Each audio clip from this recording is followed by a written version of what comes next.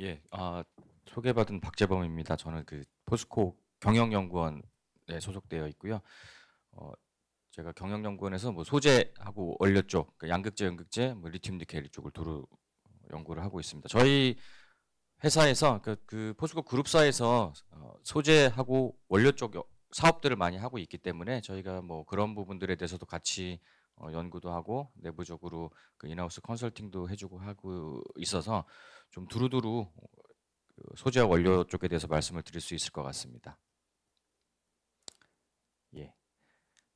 주로 최근에 어떤 이슈가 있고 앞으로 어떤 방향으로 대응을 해야 되는지 이 부분을 중심으로 말씀을 드리도록 하겠습니다. 예. 전기차 배터리 밸류 체인의 이슈에 대해서 먼저 한번 짚고 넘어가 보도록 하겠습니다. 계속 얘기가 나오고 있는 것 같은데요. IRA가 분명히 전체적인 전기차 밸류 체인에서 화두가 되는 것은 맞는 것 같습니다. 인플레이션 감축 법안이 사실은 지금 그 대부분의 분들이 인식하기로 전기차 배터리 쪽에 관련된 법안이라고 생각을 많이 하실 텐데 사실은 표면적인 이유는 기후변화 대응 그리고 신재생 에너지로 빨리 전환을 하는 게 원래 궁극적인 IRA의 목적입니다. 뭐 법안을 저희도 그 원문을 보기도 했는데 보신 분들은 알겠지만 그 법안의 그 근본적인 내용은 신재생 에너지 전환 그리고 탄소 중립, 뭐 기후변화 대응 이쪽입니다. 근데 그 안에서 저희가 관심 있는 부분이 전기차 배터리 쪽에 어떤 보조금 지급이라든지 탈중국 공급망 구축 이런 부분이 이슈가 되기 때문에 저희가 또 그 부분에 관심이 많이 가지고 있는데 사실은 신재생 에너지 하는 분들도 그 IRA 법안에 대해서는 굉장히 많이 관심을 가지셔야 되는 그런 요인인 것 같습니다. 예, 법안이 궁극적으로 저희한테 영향을 미칠 수 있는 저희 같은 이제 뭐 전기차 배터리 쪽에 소재나 원료 하는 분들한테 관심이 있는 이유가 결국에는 보조금을 지급받기 위해서 미국 내에서 그 제조해야 되는 그런 비율 또는 미국과 FTA를 체결한 국가에서 어떻게 원료를 소싱을 해야 되는지 이런 부분들에 대한 의무 조달 비중이 계속 높아지는 그 상황이 굉장히 문제가 앞으로 될 것입니다. 당장 내년부터 이제 시행을 하는데요. 사실상 지금부터 시행이 됐습니다. 법안이 발효가 됐기 때문에 시행이 시작이 됐는데 배터리 그 소재 쪽에 대해서는 2029년까지 계속 비중을 늘려나가다가 2029년에는 전체 100%를 미국 내에서 생산을 해야 된다. 이게 그 핵심이 되겠고요. 원료 쪽은 조금은 규정이 좀 약합니다. 2027년 이후에 최대 80%까지 그러니까 미국 내 생산은 아니고요. 미국과 FTA를 체결한 국가에서 원료를 가공을 해서 조달을 해라라는 부분이 핵심이 되겠습니다. 결국에는 전체적인 밸류 체인에 있어서 중국 기업, 그러니까 이 법안상으로는 우려 법인이라고 되어 있는데요. 그 우려 법인이라는 게 결국에는 중국, 러시아, 그다음에 뭐 북한, 뭐 이런 그러니까 미국과 좀 적대 관계에 있는 또는 지금 현재 미국이랑 좀 사이가 좀 안 좋은 그런 국가들에서 생산되는 소재 원료 또는 그런 회사의 그러니까 그런 나라에 있는 기업들이 투자한 어떤 프로젝트에서 생산되는 원료나 소재까지도 배제를 하겠다 이런 부분이기 때문에 어떻게 보면은 저희한테 궁극적으로는 기회가 될 수 있는 부분들이 좀 있습니다. 다만 현재 지금 소싱 비중이 워낙 중국 쪽이 높기 때문에 당장은 그런 부분에 있어서는 리스크 요인이 될 수 있을 것으로 보입니다. 제가 그 지지난주에 아마 그 신문에서 보신 분들도 있을 텐데 미국 에너지부에서 IRA 관련돼서 몇 분이 오셔가지고 국내 업체 사람들 좀 만나고 했는데 제가 이제 그 자리에서 좀 요청을 받아서 가서 같이 면담을 하고 뭐 저희가 궁금한 것들이나 우려 사항들도 이렇게 좀 얘기를 하고 했는데 제가 사실 솔직히 저는 그 미국 내에서 이 원하는 IRA 법안이 잘 될 수 있을지에 대해서 좀 컨선이 많이 있습니다. 이렇게 비중을 빨리 중국 비중이 그렇게 높은데 이렇게 빨리 올 수 있을 것인지에 대해서 좀 우려 사항이 있고요. 그 부분에 대해서 오신 분들도 충분히 공감은 하고 있는 것 같았습니다. 근데 어떻게 이 부분을 잘 그 계획대로 갈 수 있는지에 대해서는 사실 저희가 생각하는 것 이상으로 좀 계획을 가지고 있었던 걸로 그렇게 판단이 됩니다. 예. 지금 밸류체인 전체로 봤을 때는 사실 원료 쪽이 굉장히 문제가 되는 것 같지만 원료에 있어서는 오히려 문제가 크게 되지 않습니다. 그리고 전구체나 양극재, 음극재, 그리고 배터리 셀 제조단으로 갈수록 이 중국 비중이 굉장히 높기 때문에 특히 전구체의 경우에는 80%가 중국에서 생산이 되는 그런 부분이 좀 문제가 되겠고요. 양극재, 음극재도 3분의 2 정도가 중국에서 생산되는 그런 상황이기 때문에 이런 부분들을 현재는 뭐 큰 문제가 없었는데 미국 중심의 공급망을 구축을 과연 할 수 있을지 이 부분을 2027년, 29년까지 몇 년 남지 않았는데 과연 그렇게 낮출 수 있을지에 대해서는 조금 의문되는 부분이 있는데 제가 한번 시뮬레이션을 해봤는데 2030년이 됐을 때 중국 비중이 어느 정도 될 것인지에 대해서는 지금 현재는 이 정도 상태입니다. 그 자원, 그러니까 메탈 마이닝에서 정제와 재련 쪽으로 갈수록 중국의 비중이 메탈 마이닝 쪽에서는 상당히 높지 않습니다. 빨간색으로 표시된 부분이 중국인데요. 그리고 정제와 재련 과정에서 중국의 비중이 굉장히 높아지면서 특히나 이 리튬 그리고 코발트, 니켈의 비중이 상대적으로 자원 채굴 과정보다는 정제와 재련 과정에서 굉장히 높아지는 부분이 좀 문제가 되는데 이 부분을 예를 들면 리튬의 경우에는 지금 58% 정도가 중국에서 채굴이 재련과 정제가 되고 있는데 제가 시뮬레이션을 해봤을 때는 2030년이 돼도 저게 한 10% 정도밖에 안 낮아집니다. 그러니까 결국에는 미국 내에서 어떻게 공급망을 구축을 해서 잘 계획대로 갈 수 있을지 이 부분들에 대해서는 조금 더 깊이 있게 볼 필요가 있고요. 지금 밸류체인 내에서 크게 중국 비중이 높은 순서로 봤을 때는 음극재 그리고 셀 제조, 양극재, 원료의 정제, 재련 순서입니다. 좀 더 자세히 말씀을 드리면 매장량 자체는 리튬, 니켈, 코발트가 중국 내 매장량 자체는 많지 않습니다. 흑연은 조금 높긴 한데요. 그래봤자 20% 정도 매장이 되어 있고 근데 갑자기 생산량 기준으로 봤을 때는 중국의 비중이 매장량보다는 조금 올라갑니다.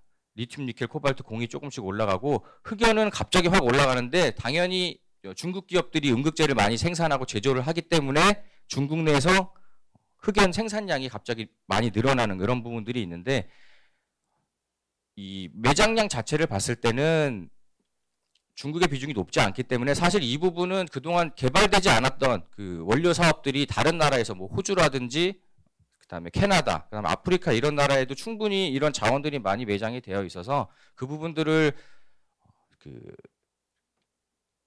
중국 외의 지역에서 생산을 하게 되면은 좀 이 부분은 비중이 낮아질 수 있는 그런 요인들은 있습니다. 다만 중국에 있는 대표적인 예가 흑연인데요. 중국에 있는 그 흑연 광산들이 굉장히 순도가 높습니다. 그래서 중국에서 생산하는 흑연을 가지고 음극재를 만들었을 때 그리고 운송비라든지 이런 부분들이 있기 때문에 중국이 상대적으로 강점을 가지고 있는 부분들이 상당히 많이 있었습니다.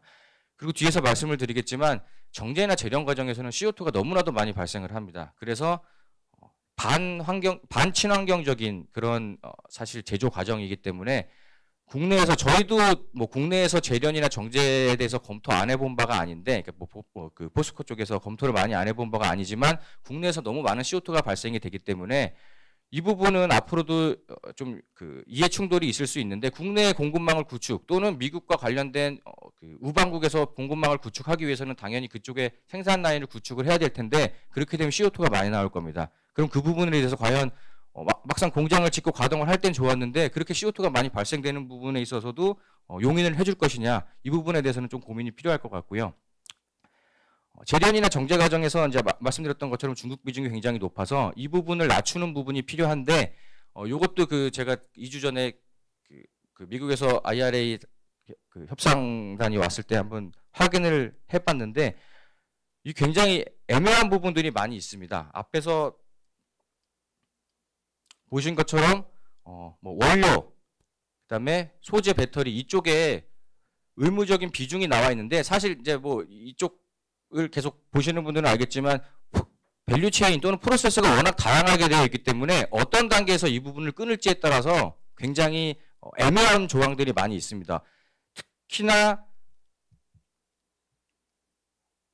이렇게 매장되어 있는 원료를 생산해서 뭐 정제, 재련, 그 다음에 전구체 만들고 하는 과정이 굉장히 복잡한데 이 부분에서 어떤 그 프로세스에서는 중국 비중이 굉장히 낮아질 수도 있고 어떤 부분은 낮추기가 어려운 그런 부분들이 있는데 그 부분에 대해서 과연 생각하고 있는 그 IRA 법안이 충족을 앞으로 할 수 있는지 그리고 그 부분을 어떻게 입증할 것인지에 대해서는 그 당시에도 토론이 좀 많이 있었는데 앞으로도 굉장히 이 부분에 대해서는 이슈와 논란이 좀 있을 것으로 생각이 됩니다.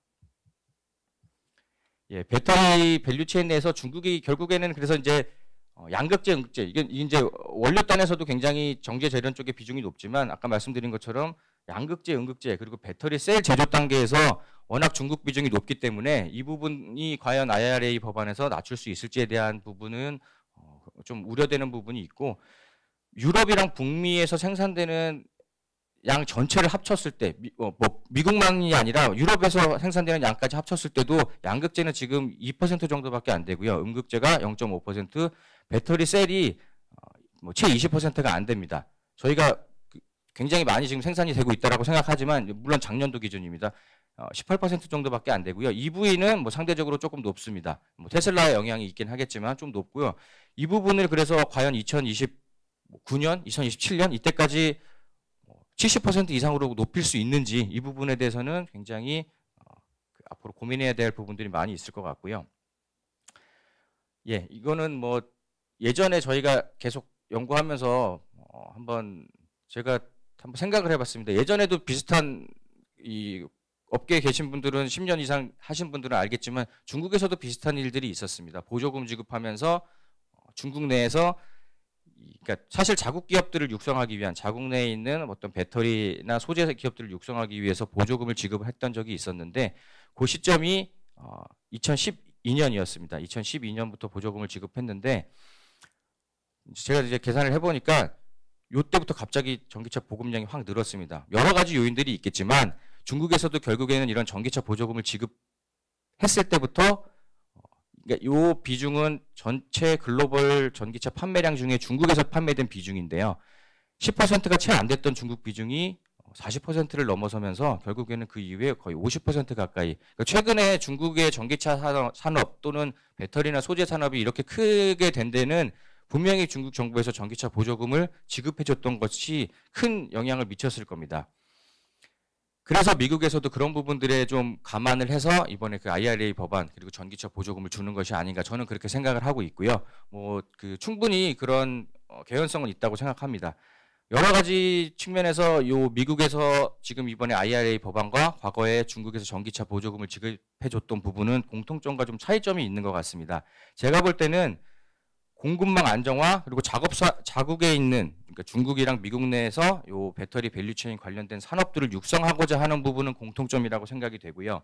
다만 차이점이 그 당시에 중국에서 전기차 보조금을 지급을 했을 때는 소재나 원료 쪽까지 규제를 하진 않았습니다. 근데 이번에 IRA 법안에서는 소재나 원료 쪽까지 이제 건드리겠다라고 하는 부분이 특징이 될 것 같고요. 다만 차이가 있다면 그 전에 중국에서 그렇게 굳이 안 해도 됐던 이유는 아시는 것처럼 중국에는 굉장히 많은 양극재, 음극재사가 과거에서 예전부터 있었습니다. 그렇기 때문에 굳이 이 부분까지 건드리지 않아도 됐었을 것이라고 이제 생각이 되는데 미국 내에서는 그러니까 앞에 보셨던 것처럼 지금 음극재의 경우 양극재, 음극재 공이 채 1% 정도밖에 글로벌 생산량 대비해서 이 미국 내에서 생산되는 비중이 높지 않기 때문에 그만큼 거의 불모지에 가까운 수준이다. 따라서 당장 자국 내에 있는 기업들이 양극재, 음극재 생산을 할 수 없으니 이 부분을 동맹국, 우방국 쪽으로 확대를 해서 그 지역에 생산을 하고 궁극적으로는 미국 내에서 공장을 지어서 일자리도 창출하고 우리가 좀 어느 정도 통제 가능한 공급망을 구축을 해보자라는 목적이 있는 것 같습니다. 그래서 동맹국이랑 연합정선을 통해서 공급망을 구축하는 그런 부분이 될 것 같고요. 중국 쪽에서는 화이트리스트였죠. 이렇게 조건이 충족되는 기업들한테 보조금을 지급해주겠다. 그런데 이번에 IRA 법안은 콕 찍어서 중국, 러시아 이쪽 나라에서 생산한 원료나 소재 그리고 그 국가에서 투자한 그 국가에 있는 기업들이 투자한 프로젝트에 대해서 보조금을 주지 않겠다. 그러니까 거의 블랙리스트에 대해서 관리를 하겠다. 이런 부분의 차이가 좀 있는 것으로 그렇게 저는 보고 있습니다. 예. 전체적인 그 밸류체인 내 이슈는 결국에는 이 IRA 그리고 공급망, 뭐 친환경 이런 부분들이 이슈가 될 것 같고요. 그 부분에 따라서 뭐 소재 시장이 어떻게 지금 흘러가고 있는지에 대해서 좀 말씀을 드리겠습니다. 예, 양극재, 음극재가 중요한 거는 많이들 아시겠지만 제조 원가에서 배터리 셀이 차지하는 비중이 전기차에서 제조 원가가 37% 정도가 되고요. 그리고 양극재, 음극재가 배터리 셀 기준으로 봤을 때 차지하는 원가 비중이 38% 정도가 됩니다. 그래서 결국에는 이 양극재, 음극재가 굉장히 중요하고 미국에서도 이번에 소재단 또는 원료단까지 계속 관리를 하겠다, 통제를 하겠다라고 한 부분이 상당히 영향을 많이 양극재, 음극재와 거기에 들어가는 원료가 영향을 많이 주기 때문에 이제 포함이 된 상태입니다. 전기차 한 대를 만들 때는 뭐 양극재가 한 90kg 정도, 리튬, 코발트, 니켈이 굉장히 많은 양이 들어갑니다. 그래서 이 부분들을 궁극적으로 어떻게 조달을 할지에 대해서 뭐 저희도 고민을 많이 하고 있고요. 셀 제조사나 양극재, 다른 양극재 회사들도 굉장히 고민을 많이 하고 있습니다. 마인 투 머티리얼즈, 그러니까 그 원료를 채굴해서부터 양극재, 음극재까지 만드는 과정이 이렇게 제가 이거는 굉장히 그 단순하게 만들어서 보여드리는 거고요. 이 중간중간의 과정들이 또 굉장히 복잡한 과정이 있습니다. 그래서 제가 아까 말씀드렸던 것처럼 그 IRA 법안에서는 이렇게 딱딱 끊어서 지금 규제가 들어가 있거든요. 이 중간중간 과정까지 생각을 했을 때 과연 그 의무 비율을 어느 정도 충족해 줄 수 있는지에 대해서는 사실 상세 규정이 아직 없습니다. 그 부분을 제가 확인을 했을 때는 그러니까 올해 연말까지는 어느 정도 가이드라인이 나올 것이다라고 했는데 제가 그 만나서 면담을 했을 때는 과연 그 부분에 대해서 잘 나올 수 있을까? 그리고 앞으로도 굉장히 여기에 대해서는 논란거리가 좀 많이 있지 않을까라는 생각이 들었습니다. 소재, 그러니까 양극재, 음극재가 중요하고 거기 들어가는 원료가 중요해짐에 따라서 다운스트림 쪽에 있는 기업들이 계속 업스트림으로 올라가고 있습니다. 그러니까 배터리 회사들은 당연히 지금 이제 양극재, 음극재 쪽에 진출을 이미 예전부터 하고 있던 회사들도 있었고요. 위쪽으로 올라갔고 소재 회사들은 이제는 그냥 소재만 만들어서는 안 되겠구나 해서 리튬, 니켈, 뭐 흑연 이쪽까지 계속 확장을 하고 있는데 이 부분이 사실 굉장히 쉽지 않습니다. 소재 회사들이나 전지 회사들이 원료 쪽에 관심은 많지만 하기 어려운 부분이 워낙 투자비가 많이 드는 그런 부분들도 있고요. 그리고 램프업 기간이 상당히 많이 됩니다. 그래서 그 자원을 내재화하기 위해서 실제로 투자를 한 시점부터 그게 양산되기까지 시간이 너무 많이 걸리기 때문에 그 시점에 또 원료가 어떻게 바뀌어 있을지에 대해서 모르는 부분, 이런 부분 때문에 굉장히 고민들이 많이 있는 상태입니다. 제가 한번 이 밸류체인 내에 있는 기업들의 평균 영업이익률을 한번 살펴봤습니다. 요거는 뭐 이렇게 롱텀으로 본 건 아니고 한 6분기 정도 살펴봤는데 리튬이랑 니켈 요 상위 4개 기업만 살펴봤을 때 리튬이랑 니켈 쪽은 영업이익률이 거의 40%가 됩니다. 그러니까 최근에는 그 리튬 니켈을 안 할 수가 없는 자원 회사들은 안 할 수가 없는 그런 유인을 많이 제공을 해준 것이고요. 양극재, 음극재, 뭐 배터리 셀 이 부분도 한 10% 정도의 음극재가 상당히 뭐 소재 중에서는 조금 높은 편인데요. 10% 정도 되고 전기차도 10% 언더. 그러니까 요 미드스트림에 있는 소재, 배터리, 전기차 회사들보다 최근에는 업스트림에 있는 리튬 니켈 회사들이 워낙 영업이익률이 높았기 때문에 전통적으로 아까 정경윤 박사님 말씀하셨지만 원래 그 리튬은 사실은 최근에는 배터리 비중이 굉장히 높았지만 예전에는 그 리튬 회사들이 배터리 쪽에 쓰이지 않는 그런 니켈들이 많이 있어서 굉장히 그 부분에 대해서 이제 개발을 하는 거에 대해서 고민들이 많이 있었고요. 니켈은 더 심했습니다. 니켈은 배터리에 들어가는 비중이 아직도 30%가 채 안 되는 그런 상황이기 때문에 원래 전통적으로 스테인리스 쪽에 사용하는 니켈을 생산하던 업체들이 과연 우리가 배터리용 니켈 쪽으로 투자를 해야 되는지 말아야 되는지에 대해서 고민이 많이 있었는데 워낙 이렇게 돈을 잘 벌고 있기 때문에 작년, 재작년부터는 전부 다 자원회사들이 계속 리튬 니켈 쪽에 투자를 많이 하고 프로젝트 개발을 많이 하고 있습니다. 근데 이제 국내에는 이 리튬이나 니켈 같은 그런 그 마이닝 쪽에 큰 회사들이 없기 때문에 이 부분에 있어서는 그 해외 기업들이랑 같이 협력을 하면서 이렇게 나가는 그런 모양새를 최근 많이 취하고 있습니다. 밸류체인 내에서 시장 규모를 살펴봤을 때는 여기 이제 원료, 그다음에 양응 활물질, 셀 제조 이런 순서로 쭉 돼 있는데 보시는 것처럼 원료 그리고 양극재, 음극재 요 두 개를 합쳤을 때 거의 셀 제조보다 더 큰 시장 비중을 나타내고 있습니다. 요 짙은 색이 한 재작년 정도 시장 규모고 파란색이 2030년에 어느 정도 시장 규모가 됐을지 추정한 부분인데요. 거의 뭐 큰 차이가 없습니다. 그러니까 그만큼 이 원료랑 양극재 시장이 배터리 셀 제조하는 시장만큼 그렇게 커질 것이다라는 부분은 중요한 사실인 것 같습니다. 소재 기업들이 이렇게 굉장히 많은 이슈들이 있고 그 해외 기업들이랑 같이 협력을 해야 되기 때문에 사실 글로벌 확장이 좀 필수적인 상황이라고 보여집니다.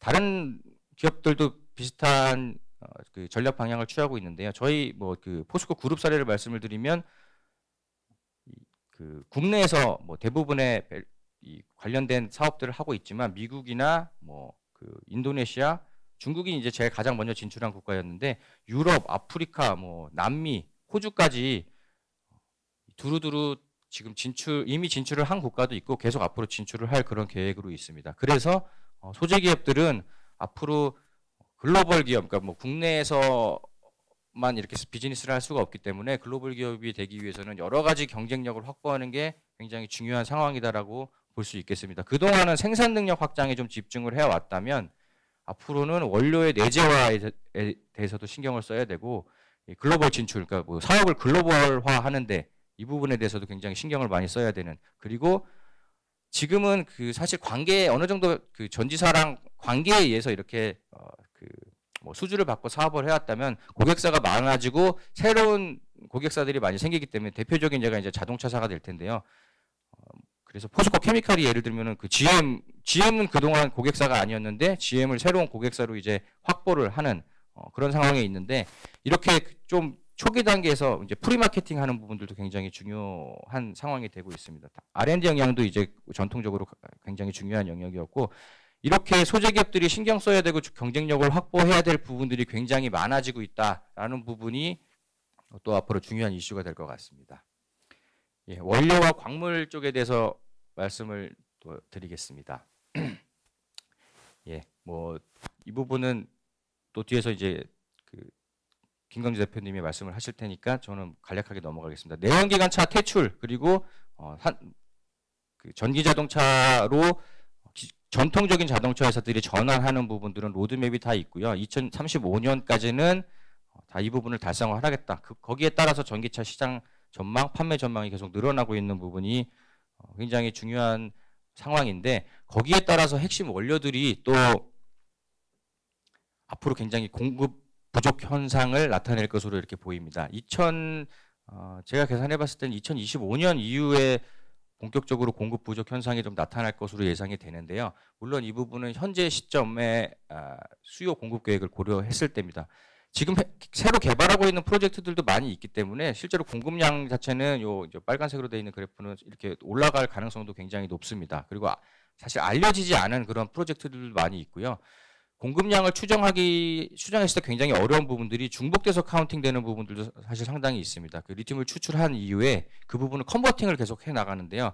컨버팅한 숫자가 중복돼서 카운팅되는 경우가 굉장히 많이 있습니다. 그런데 그 부분을 사실 정확하게 추정을 하기가 굉장히 어렵습니다. 이거는 뭐 저희도 할 때마다 굉장히 어려운데 이게 계속 하다 보면 중복돼서 카운팅되는 부분들도 있어서 그런 부분을 감안했을 때는 사실은 공급량이 더 떨어질 수 있는 그런 가능성도 있습니다. 중복돼서 카운팅되는 부분을 제외하면 떨어질 수 있는 부분도 있지만 그것보다는 새롭게 지금 개발하고 있는 프로젝트나 사실 이 계산을 할 때 잘 알려지지 않은 알 수 없는 그런 프로젝트들도 꽤 많이 있기 때문에 공급량 자체는 이것보다는 좀 올라갈 수 있는 그런 가능성이 굉장히 높습니다. 그래서 리튬은 현재 한 50만 톤 정도 공급이 되고 있고 니켈은 40만 톤 정도가 공급이 되고 있는데 이 부분은 앞으로도 굉장히 확장될 여지가 있고 뒤에서 말씀드리겠지만 이제 그 새로운 지역 그리고 새로운 방식으로 계속 이 자원을 채굴하는 그런 프로젝트들이 진행이 되고 있기 때문에 많은 투자가 이루어지고 있어서 이 부분에 있어서는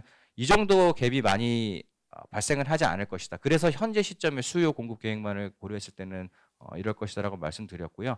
다만 중요한 것은 그 외부에서 이런 시장 전망을 하는 기관들도 이건 지금 독일 원자재청에서 추정한 거를 제가 한번 소개해드리려고 갖고 와봤는데 많은 기관들이 이렇게 예측을 공급 부족 사태가 나타날 것이다 이렇게 예측을 하고 있습니다. 현재 그 50만 톤 정도 생산 규모이고 2030년에 수요가 많게는 300만 톤, 적게는 170만 톤 정도로 이제 예상이 되는데 최대 180만 톤까지도 공급 부족 현상이 나타날 수 있다 이렇게 보는 기관도 있습니다. 물론 이렇게까지 이 부분은 굉장히 극단적인 그러니까 수요도 최대치로 늘어나고 공급이 예상하는 것보다 최소치로 나타났을 때 그 갭이 180만 톤까지 될 것이다라고 추정을 한 것이긴 한데 어쨌든 그렇게 극단적인 상황, 그러니까 비관적인 시나리오로 봤을 때는 이렇게까지 나타날 수도 있다라는 부분은 굉장히 큰 시사점이 되는 것 같고요. 그래서 최근에 리튬 가격이 올해 초에 특히 많이 실제로 수요와 공급의 갭에 비해서 그렇게 차이가 많이 났던 이유는 그런 부분들이 좀 작용을 한 것이라고 이렇게 저희는 판단하고 있습니다. 물론 그 가격에 영향을 미치는 부분이 단순히 수급 때문만은 아닙니다. 뭐 이 약간의 그 투자하는 그런 업체들이 어느 시점에서 이 물량을 굉장히 많이 확보를 하면서 재고를 줄이느냐 이 부분에 따라서 이제 가격이 굉장히 변동폭이 심한데요. 특히나 리튬이나 니켈 같은 경우에는 이제 최근에 배터리의 비중이 워낙 높아졌기 때문에 배터리 쪽에서 수요와 공급에 따라서 굉장히 가격이 많이 변동폭이 심한 그런 상황입니다. 장기적인 가격 추이를 봤을 때 하지만 지금 최근에 리튬, 니켈 가격이 많이 올랐다가 조금 떨어졌는데 장기적으로 봤을 때는 지금 리튬이랑 니켈은 뭐 실제로는 그 변동폭이 좀 있었지만 올해 너무 많이 올랐다가 지금 좀 떨어지고 있는 상황인데 대표적인 커머디티인 알루미늄 그리고 원유의 예를 한번 가져와 봤는데요. 이 계속 가격이 올라가기만 하는 원료는 없습니다. 원유는 너무 잘 아실 테니까 원유도 실제로 가격이 확 올랐다가 어느 시점이 되면 또 굉장히 많이 떨어지고 이런 부분들이 있는데요.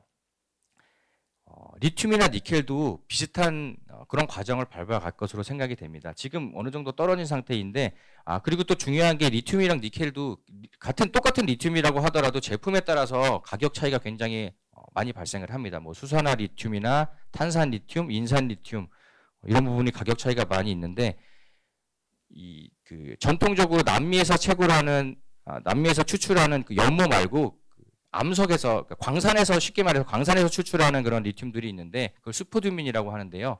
스포듐민 가격은 최근에 지금 리튬 가격이 이렇게 좀 어느 정도 떨어졌지만 스포듐민 가격이 계속 올라가고 있습니다. 스포듐민 가격은 계속 올라가고 있는데 그 이유가 아직 뭐 여기다 제가 그리진 않았지만 스포듐민 가격을 굳이 그리자면 뭐 한 이 정도 될 겁니다. 이렇게 올라가는데 아직까지는 스포듐민 가격이 그 염호에서 추출하는 그런 수산화 리튬이나 탄산 리튬 가격보다 낮기 때문에 그 갭을 메꾸기 위해서 지금 계속 이제 올라가고 있는 상황이고요.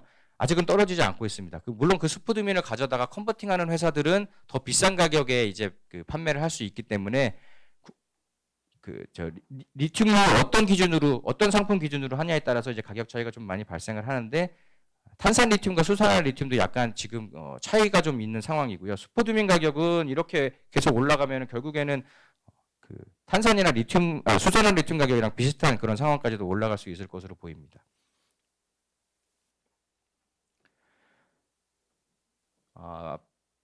니켈의 사례를 하나 말씀을 드려보면요. 니켈의 종류에는 크게 두 가지가 있습니다. 황화광 그리고 산화광이 있는데요. 뒤를 먼저 말씀드릴게요. 이 매장량 자체가 좀 다릅니다. 빨간색으로 표시한 게 황화광 그리고 노란색으로 표시한 데가 산화광입니다. 그래서 전통적으로 이 빨간색으로 표시한 황화광이 품질이 좋습니다. 품질이 좋아서 빨간색으로 표시된 황화광을 배터리용 니켈로 전통적으로 쓸 수 있는 그런 상황이고 산화광은 사실은 스테인리스용 니켈에 굉장히 적합한 그런 원료입니다. 그런데 이 부분을 지금 황화강, 산화강이 이렇게 구분이 되는데 그동안은 시장이 분리되어 있었습니다. 황화강은 배터리용 니켈, 산화강은 스테인레스용 니켈을 생산하는 쪽으로 구분이 되어 있었는데 이 산화강을 환화강으로 전환할 수 있는 그런 제조 공법들이 최근에 이미 상용화된 것들도 있고요. 많이 개발이 되고 있습니다. 그래서 원래는 스테인레스용 니켈로밖에 쓸 수 없었던 산화강, 이 산화강이라는 니켈을 황화강, 그러니까 배터리용 니켈로 할 수 있는 그런 제조 공법이 만들어지고 있고요. 그렇게 되면은 뭐 가격 안정화나 수급적인 불균형을 해소하는 데는 굉장히 도움이 될 수 있는 그런 상황입니다. 매장량 자체가 산화강이 더 많기 때문에 이 원료를 이 광물을 이제 배터리용 니켈로 쓸 수 있다면 굉장히 수급 안정화 측면에서는 도움이 되고요. 이런 뭐 마이닝 리소스나 그러니까 채굴 방법이나 제조 공법 등이 굉장히 다양화되고 있기 때문에 앞으로 원료 시장에서는 많은 변수가 있을 것이다. 저는 그 말씀을 좀 드리고 싶습니다. 예. 앞에서 그 인도네시아 사례를 잠깐 이제 말씀을 드리고 싶은 게 공급망이 최근에 이슈가 되면서 요 노란색으로 표시된 인도네시아의 산화강이 굉장히 많이 매장이 되어 있습니다. 그래서 니켈 원광의 22%, 인도네시아가 세계에서 가장 니켈이 많이 매장되어 있는 국가인데요. 22%가 인도네시아에 매장이 되어 있습니다. 그리고 생산량도 인도네시아가 가장 많습니다. 세계에서 생산량이 가장 많은데 그동안은 인도네시아가 주로 스테인레스용 니켈로 요 산화강이 많이 매장되어 있기 때문에 스테인레스용 니켈을 생산을 해서 그쪽으로 많이 공급을 했는데 요 새로운 공법들 이런 것들이 이제 등장함에 따라서 배터리용 니켈 쪽으로 많이 지금 프로젝트들이 많이 진행이 되고 있고 인도네시아 정부에서 그래서 한때는 자신감을 가지고 우리나라 밖으로 인도네시아 밖으로 원광을 가져가지 마라 그런 규제를 했었는데요. 그렇게 되면은 인도네시아 내에 정제와 재련도 해야 되고 심지어는 뭐 국내 컨소시엄 뭐 LG라든지 뭐 포스코나 현대차 이런 업체들이 컨소시엄을 만들어서 인도네시아에 가서 전구체, 양극재, 배터리 그다음에 전기차까지 만드는 그런 프로젝트를 같이 하려고 했던 이유도 원광을 가져가지 말고 다운스트림 쪽을 인도네시아 내에서 해라라는 그런 규제 때문에 사실 피하기 위해서 좀 그런 인도네시아에 갔던 부분도 있습니다. 그런데 앞에서 말씀드렸던 것처럼 미국에서 그런 규제를 강화하게 되면 인도네시아 내에서 만든 니켈은 미국이랑 인도네시아는 FTA를 체결한 국가가 아니기 때문에 미국으로 갔을 때 보조금을 받을 수가 없게 되는 그런 부분이 있습니다. 그래서 IRA 법안만 봤을 때는 인도네시아에서 만드는 그러니까 정제 재련 또 전구체 생산, 양극재 생산 이 부분은 별로 의미가 없기 때문에 실제로 원광을 가져다가 다른 데서 제조를 하는 그런 부분이 앞으로 좀 의미가 더 있을 수 있다. 그래서 제가 7월 달에 한번 인도네시아에 가서 정부 사람들이랑 만났을 때 예전에 만났을 때랑은 좀 많이 태도가 바뀌었다. 그리고 앞으로 계획하고 있는 부분들에 대해서 좀 얘기를 서로 나눴을 때 상당히 전향적인 그런 좀 방향을 가지고 있다라는 생각이 들었습니다. 그 전에는 인도네시아 내에서 좀 공장을 지어서 생산을 했으면 좋겠다. 우리가 원광을 가져가는 거에 대해서는 좀 좋아하지 않는다라는 상황이었다면 지금은 그 부분에 대해서 조금 오픈 마인드로 생각을 하고 있는 것 같고요. 다만 인도네시아의 니켈 산업은 중국 기업들이 굉장히 많이 투자를 해서 많이 중국 자본이 장악을 좀 하고 있습니다. 그래서 그 부분에 대해서는 IRA 법안과 완전히 정면 충돌하는 부분이 있어서 굉장히 앞으로 또 이슈가 많이 있을 것으로 보입니다. 인도네시아에서 만든 니켈을 IRA 법안을 피하기 위해서 그러면은 유럽 쪽으로 가면 되지 않냐라고 생각을 할 수도 있을 텐데요. 인도네시아에서 채굴하는 프로젝트들은 CO2가 굉장히 많이 나옵니다. 그래서 유럽은 더 가기 힘들 겁니다. 그러니까 유럽도 못 가고 미국도 못 가기 때문에 결국엔 중국을 가지 않는 한 여기서 생산되는 니켈은 지금 아니면 스테인레스용으로밖에 쓸 수 없는 그런 상황이라서 만약에 인도네시아가 전기차 시장이 크면서 니켈 산업으로 좀 호황을 누리고 싶다면 좀 지금까지 가져왔던 정책 방향이랑은 달라야 되는 부분이 있고, 뭐 제가 한 2달 전에 갔을 때는 그 부분에 대해서 좀 얘기를 했고, 뭐 거기에 대해서 충분히 공감을 하고 있는 것 같았습니다. 예, 결국 중요한 거는 이렇게 그 뭐 IRA 법안이든 친환경 규제든 다 자국 중심으로 공급망을 구축하는, 결국 그게 궁극적으로 앞으로 가고자 하는 그런 방향성이 아닌가 생각됩니다. 미국에서도 IRA 법안을 내세우면서 미국 내 공장을 지어라고 하는 부분도 자국 내에서 또는 자국 중심의 공급망을 구축하고자 하기 위했던 것이고요. 중국에서도 과거에 그 전기차 보조금을 지급했던 것들도 유사한 형태라고 볼 수 있겠습니다. 뭐 유럽도 비슷한 움직임이 최근 나타나고 있고요.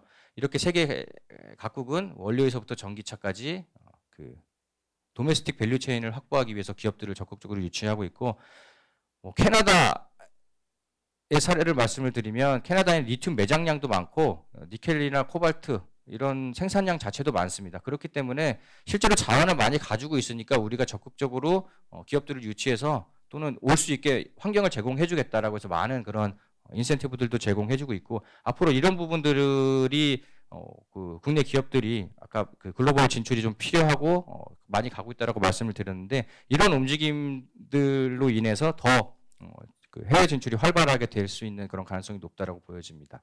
예. 친환경 트렌드에 대해서 간략하게 말씀을 드리면서 넘어가겠습니다. 요거는 이제 앞서 말씀을 드렸고, 아리백이나 탄소 중립 이런 것들이 중요하다. 예.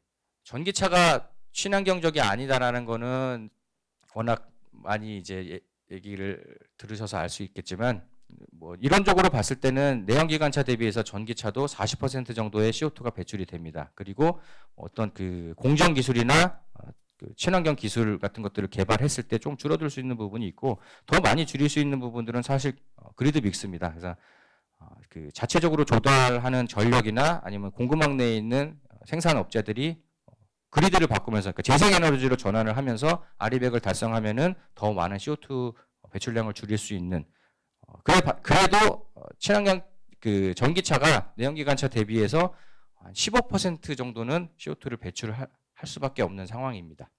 예.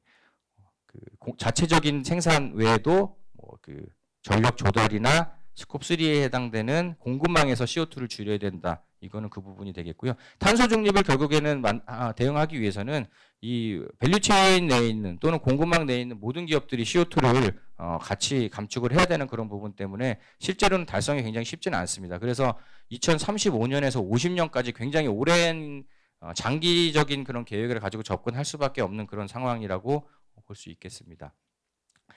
마이닝에서부터 배터리 제조까지 CO2가 굉장히 많이 나오는데요.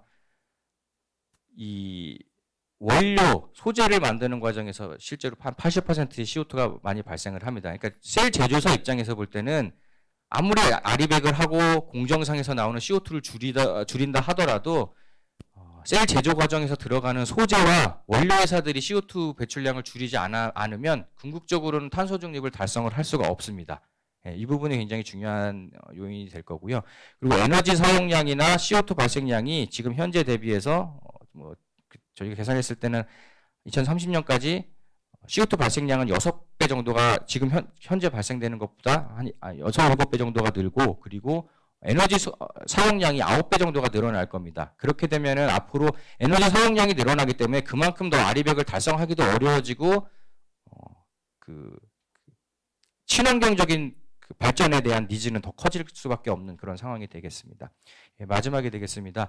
배터리 리사이클링이 이제 그래서 더 중요해질 텐데요. 배터리 리사이클링을 하면은 에너지 비용이나 CO2 발생량을 굉장히 줄일 수가 있습니다. 뭐 저희가 계산했을 때는 70% 이상 줄일 수 있다라고 봤고요. 그리고 실제로 이 사업을 하는 회사에서도 뭐 그렇게 그 정도로 낮출 수 있다, 70% 이상 낮출 수 있다라고 그렇게 시뮬레이션을 하고 있었습니다. 리사이클링을 해서 실제로 2030년에 필요한 원료량의 한 10% 정도는 조달을 할 수가 있습니다. 그 계산을 해보면 한 10% 정도를 리사이클링을 통해서 나온 원료로 필요 원료를 조달을 할 수가 있는데요. 앞으로 그 뭐 소재나 원료를 생산할 때도 친환경적인 새로운 뭐 공법이나 새로운 기술을 가지고 이 부분들을 적용하는 기업들한테 어느 정도 좀 혜택이 더 주어진다면 조금 더 이 시장이 빨리 형성이 될 것으로 보이는데요. 리튬 추출 공정의 경우에도 이 CO2랑 에너지 소모를 굉장히 줄일 수 있는 그런 공법이나 기술들이 많이 있습니다. 그런데 문제는 그 부분이 그 전통적인 방식으로 생산하는 것보다 비용이 높기 때문에 이 부분에 있어서 실제로 스타트업들이 좀 기술을 가지고 있는 회사들이 있지만 적용이 잘 안 되는 부분이 그런 그 원가의 문제가 있는데 그 부분을 지금 북미하고 유럽 쪽에서는 보조금으로 좀 해결을 해보겠다라는 움직임들이 많이 있습니다.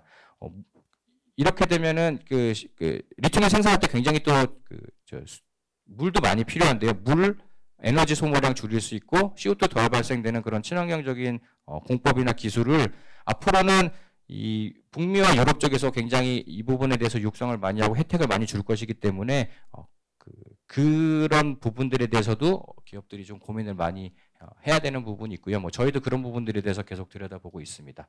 예, 제가 좀 길게 말씀을 드렸는데 뭐 다음에 더 기회가 되면은 좀 더 자세하게 말씀드리도록 하겠습니다. 예, 오늘 제 발표는 여기서 마치겠습니다. 감사합니다.